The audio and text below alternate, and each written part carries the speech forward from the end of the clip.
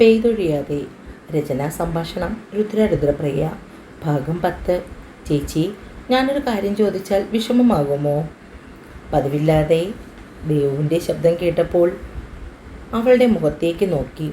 അതെന്താടി ഇത്രയും നാളില്ലാത്തൊരു starting trouble നിനക്കിപ്പോൾ?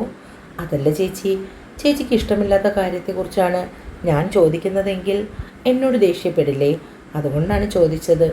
നീ എന്തെങ്കിലും കാര്യം പറയുമ്പോൾ ഞാൻ ഇന്ന് വരെ നിന്നോട് ദേഷ്യപ്പെട്ടിട്ടുണ്ടോ ദേവി? പിന്നെന്തിനാ നിനക്കൊരു സംശയം? അതല്ല ചേച്ചി, ഞാൻ ചോദിക്കാൻ പോകുന്നത് രാജീവേട്ടനെ കുറിച്ചാണ്. മണിക്കുട്ടിയുടെ അച്ഛനല്ലേ? നിങ്ങൾ രണ്ടുപേരും തമ്മിലുള്ള പിണക്കത്തിനിടയിൽ ആ കുഞ്ഞ് നഷ്ടപ്പെടുത്തുന്നത് ഒരച്ഛൻ്റെ സ്നേഹമല്ലേ? ഞാൻ എപ്പോഴും വിചാരിക്കും ചോദിക്കണമെന്ന്. നിങ്ങൾ തമ്മിൽ ശരിക്കും എന്താ പ്രശ്നം? പിന്നെ ഞാൻ തന്നെ സ്വയം അതിനെ ഉത്തരം കണ്ടുപിടിച്ചു. രണ്ടുപേർക്കും അങ്ങോട്ടും ഇങ്ങോട്ടും തോൽക്കാൻ മനസ്സില്ല, അതല്ലേ?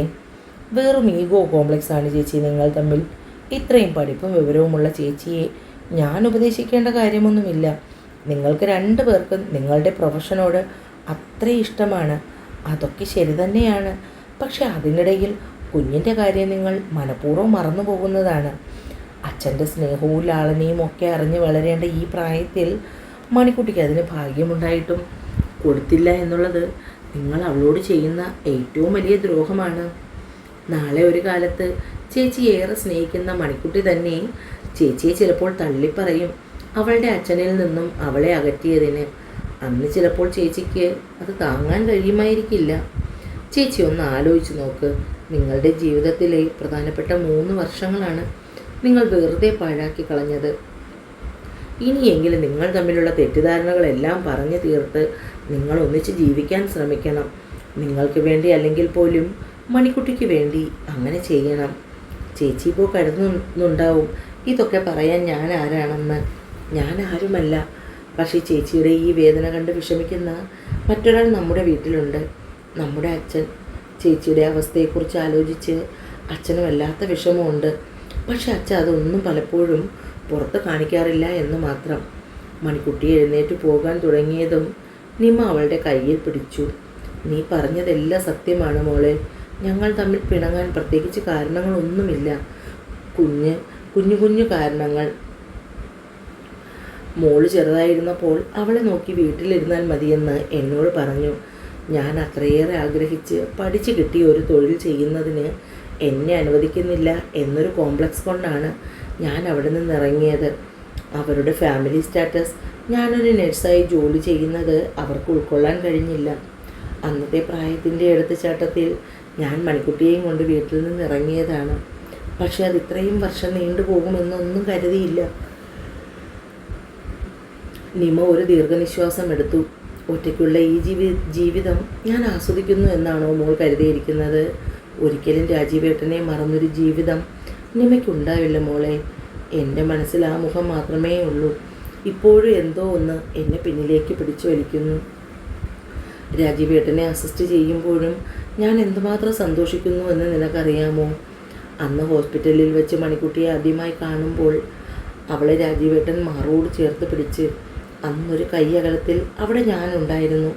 പക്ഷേ എന്നെ ഒന്ന് നോക്കുക പോലും ചെയ്തില്ല. നീണ്ട 3 വർഷത്തെ കാത്തിരിപ്പ്. എന്നിട്ടും എന്നെ പാടെ അവഗണിച്ചു. ഇപ്പോൾ ഹോസ്പിറ്റലിൽ ജോയിൻ ചെയ്തിരിക്കുന്നത് പോലും എനിക്കും മണിക്കുട്ടിക്കും വേണ്ടിയാണെന്ന് മറ്റാരെക്കാളും നന്നായി എനിക്കറിയാം. എന്തായാലും ഇനി ഒരുപാട് നാൾ പിരിഞ്ഞിരിക്കാൻ ഒന്നും എനിക്ക് കഴിയില്ല. വരട്ടെ, എല്ലാത്തിനും അതിൻ്റേതായ സമയമുണ്ടല്ലോ. നാളെ മണിക്കുട്ടിയെ കൊണ്ട് ഹോസ്പിറ്റലിൽ വരണമെന്നാണ് പറഞ്ഞിരിക്കുന്നത്. അവളോടൊത്ത് സമയം ചിലവഴിക്കണമെന്ന്. അത് പറയുമ്പോൾ നിമയുടെ ചുണ്ടുകളിൽ വിരിഞ്ഞ ചിരി ദേവു കണ്ടു. ഇത്രയും സ്നേഹം ഉള്ളിൽ വെച്ചുകൊണ്ട് എന്തിനാ ചേച്ചി ഇങ്ങനെ അകന്നു മാറി നിൽക്കുന്നത്? ചേച്ചി ശരിക്കും ചേട്ടൻ്റെ ഒരു വിളിക്കായി കാത്തിരിക്കുകയല്ലേ? എൻ്റെ കൺമുന്നിൽ ഇപ്പോൾ ഈശ്വരൻ കൊണ്ടുവന്ന് എത്തിച്ചു തന്നില്ലേ? ഒന്നു ചേരാനും ഒരു സമയമുണ്ടായിരിക്കും. അതുവരെ എന്തായാലും ഇങ്ങനെ തന്നെ പോട്ടെ. ഈ കാത്തിരിപ്പിന് ഒരു സുഖമുണ്ട് മോളെ. അന്ന് പതിവിലും ഉന്മേഷത്തിലാണ് നിമ ജോലികളൊക്കെ ചെയ്തു തീർത്തത്. രാത്രിയിൽ ഉറങ്ങാൻ കിടക്കുമ്പോൾ മണിക്കുട്ടിക്ക് കഥകൾ പറഞ്ഞു കൊടുത്തും പാട്ട് പാടിയും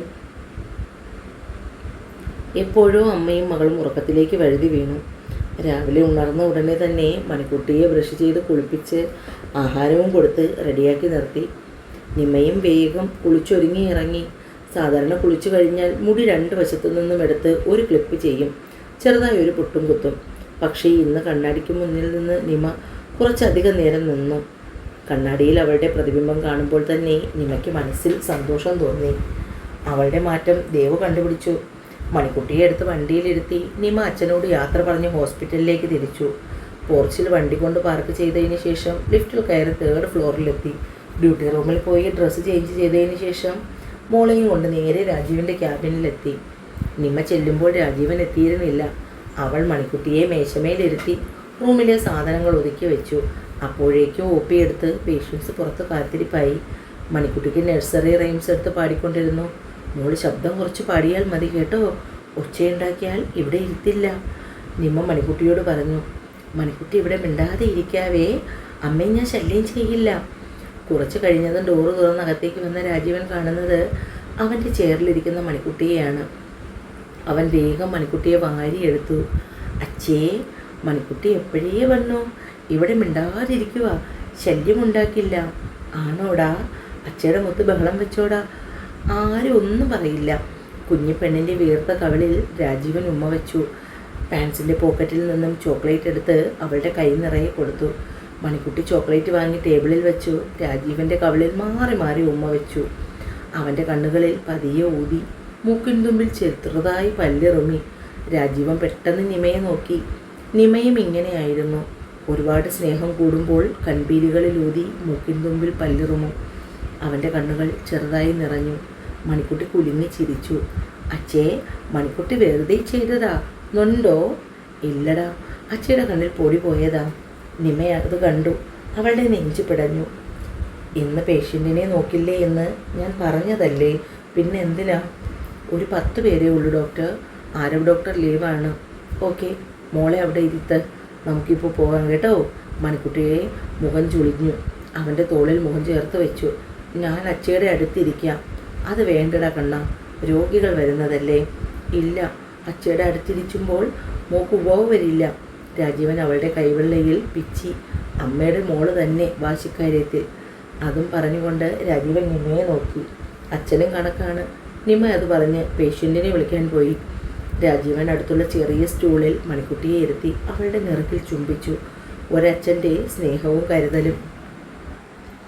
ഓരോ പേഷ്യൻറ്റും പോകുമ്പോൾ ഓരോ യുഗം പോലെ തോന്നി രാജീവന്.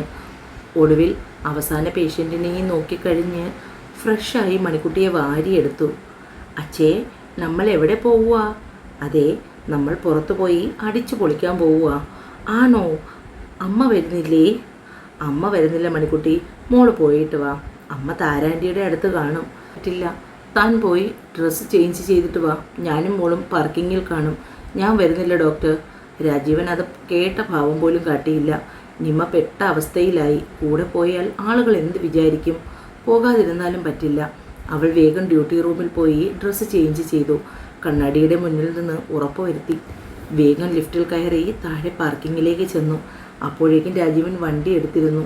ഫ്രണ്ട് ഡോറ് അവൾക്കായി തുറന്നു കൊടുത്ത് കാത്തു നിന്നു. നിമ മടിച്ചാണ് കയറിയത്. മണിക്കുട്ടി രാജീവൻ്റെ മടിയിലിരുന്ന് സ്റ്റിയറിങ്ങിൽ പിടിച്ച് കളിക്കുന്നുണ്ട്. ഒരു വലിയ ഷോപ്പിംഗ് മോളിൻ്റെ മുന്നിലാണ് വണ്ടി ചെന്ന് നിന്നത്. രാജീവൻ മോളെയും കൊണ്ട് ഇറങ്ങി. നിമ പിന്നാലെയും. നേരെ കിഡ്സ് വെയർ സെക്ഷനിലേക്കാണ് പോയത്.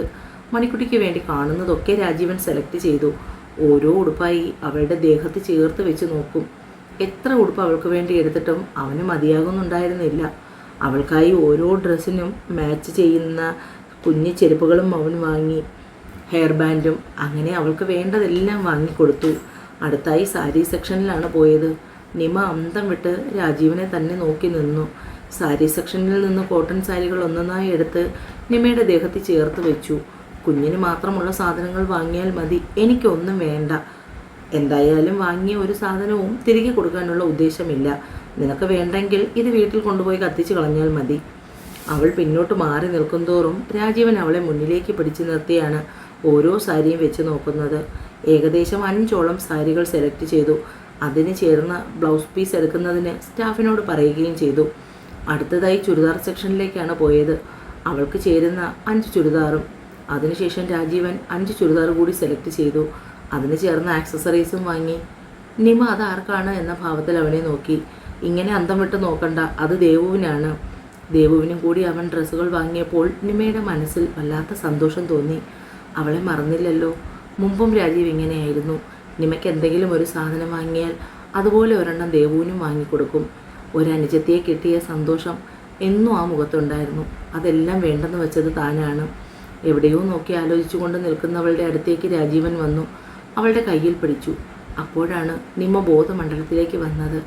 ഡ്രസ്സെല്ലാം ബില്ല് സെറ്റിൽ ചെയ്ത് സെയിൽസ്മാൻ എല്ലാം എടുത്ത് കാറിൽ വെച്ചു. അവിടെ നിന്ന് കാർ ഒരു ജ്വല്ലറിയുടെ മുന്നിൽ ചെന്ന് നിന്നു. മണിക്കുട്ടിക്ക് വേണ്ടി ചെറിയ ചെയിനും കുഞ്ഞു വളയും രാജീവൻ തന്നെയാണ് സെലക്ട് ചെയ്തത്. നിമ അതിനൊന്നും ഒരു അഭിപ്രായവും പറയാൻ പോയില്ല. പറഞ്ഞിട്ടും കാര്യമില്ല എന്ന് നിമയ്ക്ക് നന്നായി അറിയാം.